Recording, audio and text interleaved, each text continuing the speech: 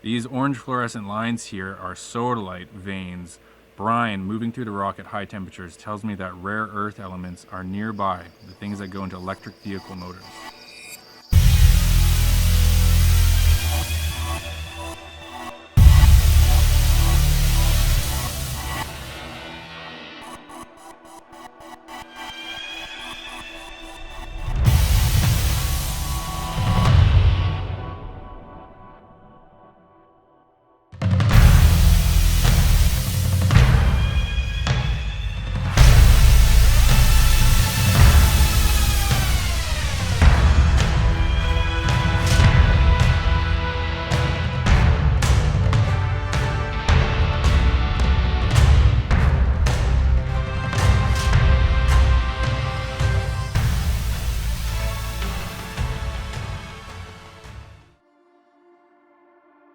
Justin, the Ontario government put out an exploration grant program to try and spurn critical metal discovery. Yeah, Does Hecla Kilmer align?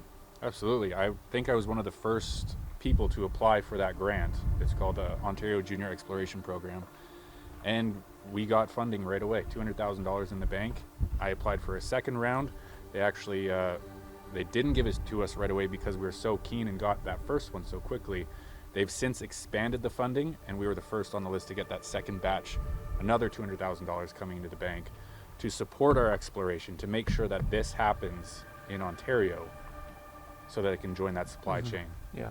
And build the electric vehicles that I'm sure will be planned to be built in Sarnia, in Windsor, you name it, just down the road. Some people watching this might have heard of, on the federal government side, I believe about $3.2 billion in the April federal budget towards a critical metal strategy. And one of the things I talk a lot about is the R&D at the front end of that, the research and development, which is what exploration is.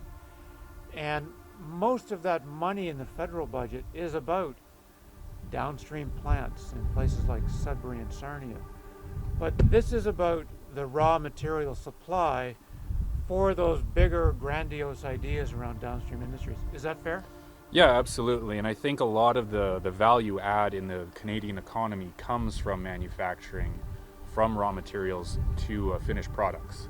You just add a lot more value that way on a per capita basis.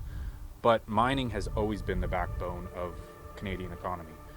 Natural resources like timber, electricity, and especially minerals coming out of the ground. This is what the country was built on. So it makes perfect sense that we're out here in Northern Ontario finding the types of minerals that we need to create that value add for the Canadian economy. You don't build electric vehicles in Canada or in North America without extracting them here first.